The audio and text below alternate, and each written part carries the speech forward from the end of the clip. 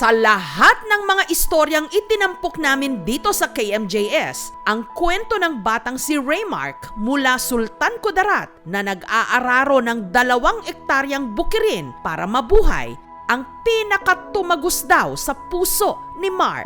Maliit pa ako, ganito na tinatrabaho ko. Pero sige lang, kakayanin ko para sa pamilya ko, ma'am. Tumulo talaga yung luha ko. Parang gumanon yung balhibo ko. Kasi yung sinabi ni Raymark na, biro mo, batang-bata pa ako, pero ganito na yung ginagawa ko. Yan kasi din yung nangyari sa akin eh. Kailangan mong magbanat ng buto sa murang edad. Naranasan kong mag-uling, mag-araro, magsaka. Nagsa-sideline ako mag-hollow blocks, labor, construction worker, simento, tagapala. Pero ang dating construction worker, nakaahon na sa kumunoy ng kahirapan. May sarili na siyang bahay, rest house, mga mamahaling sasakyan, at multi-million peso construction company sa Davao. Paano itinayo ng isang dating construction worker ang matayog niyang mga pangarap?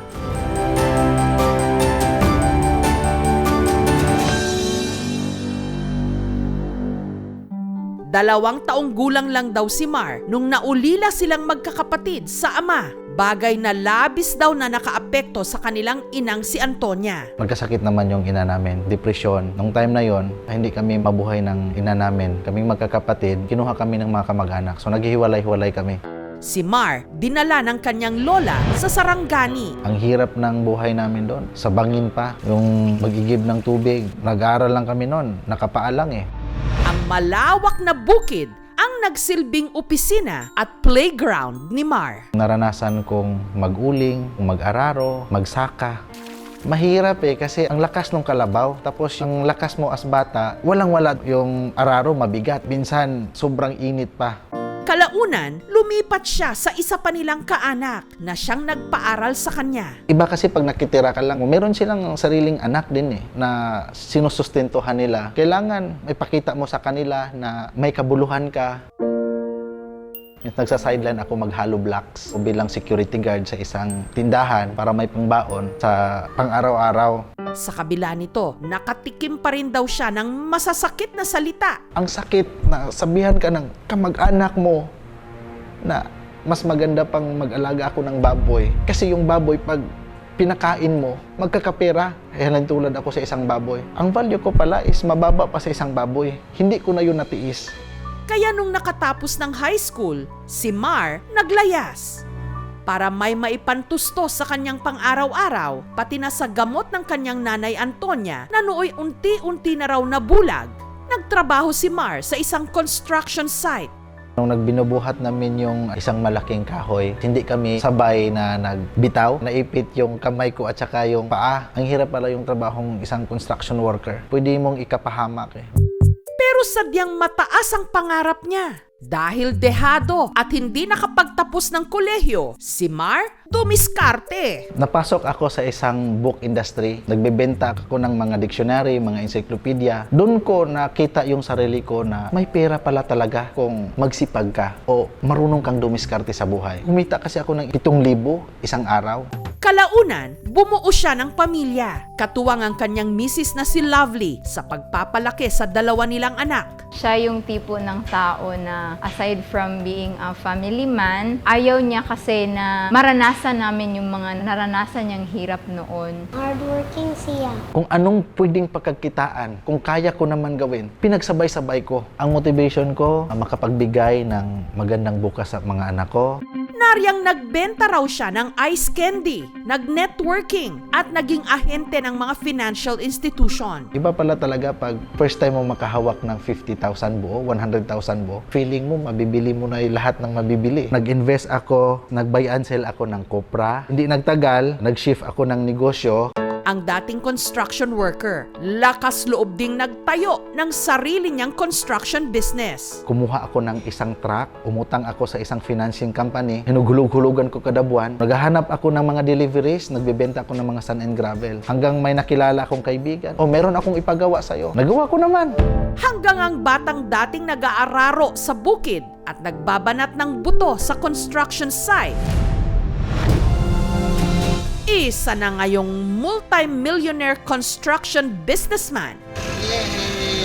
Kontraktor na ngayon ng malalaking construction project sa Davao City. Big-time supplier na rin ng mga construction equipment. At ang dati palipat-lipat ng bahay, na ipatayo na ang kanyang dream house. Kahit may bahay kami doon sa Malalag, may rest house kami doon, umuwi pa din kami dito. Dito kami talaga nagsimula ni Mrs. Maalala ko dati, si Mrs. ito nagbibilang ng barya habang kami naggagawa ng ice candy. Nakapagpundar ng mga mamahaling sasakyan. At ongoing pa ang extension sa ipinapaayos niyang rest house.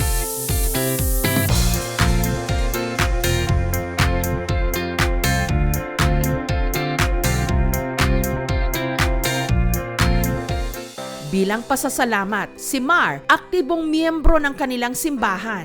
Nagsasagawa ng outreach activities para sa mga mahihirap na pamilya sa kanilang lugar. At nito nga lang Huwebes, namigay siya ng bigas sa ilan nilang mga kapitbahay. Ang akong promise, every year na ako ning himuon diri sa ato ang sitio. Daghang kayong salamat sa inyong tanan diri. Ug daghan yun, nangalipay sa among mga silingan. Nagkukayang tabang sa inyo ba? Dili sa sitio. Daghang salamat. At dahil alam niya ang hirap ng pagiging empleyado, binigyan niya ng reward ang kanyang mga staff. Inilibre niya ang mga ito sa isang high-end resort sa Davao. Grabe siya ka-humble sa iyang employees. Mura niya ginatreat as a family. Mabait na boss po siya. Madaling malapitan. Nag-message lang siya sa Facebook at kinento nga niya kung paano ko siya natulungan, lalo sa pagbago ng kanyang financial mindset. Ang una talaga, kailangan wag talaga silang mawalan ng pag-asa. Pangalawa, kailangan talaga nila mag-aral. Mahirap kasi isang bagay pag hindi mo alam kung anong ginagawa mo. Kailangan maghanap ka rin ng mga coach and mentor na talagang pinapaniwalaan mo. Walang shortcut sa success pero you can cut short your learning curve pag natuto ka sa ibang tao. I am very proud sa husband ko. Hindi ko lubos maisip na magiging ganito na yung sitwasyon namin. Kahit sa panaginip man lang, parang hindi ko siya na-imagine. Kaya very grateful kasi wala talaga akong masabi. Sobra yung pasasalamat ko sa kanya kasi kahit hindi ko sinasabi, alam niya, binibigay niya sobra-sobra pa. Daddy, I love you for your hard work that you make for us.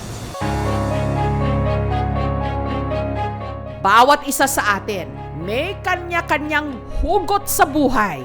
Pero nasa atin pa rin ang pagpapasya kung hanggang hugot na lang ba tayo o gagamitin ito bilang pundasyon o inspirasyon para ang ating mga pangarap maabot. Motto ko, I don't believe in destiny. All we have is a choice. Pinaghirapan pinagpaguran, nagsakripisyo. Choice mo yon, hindi destiny.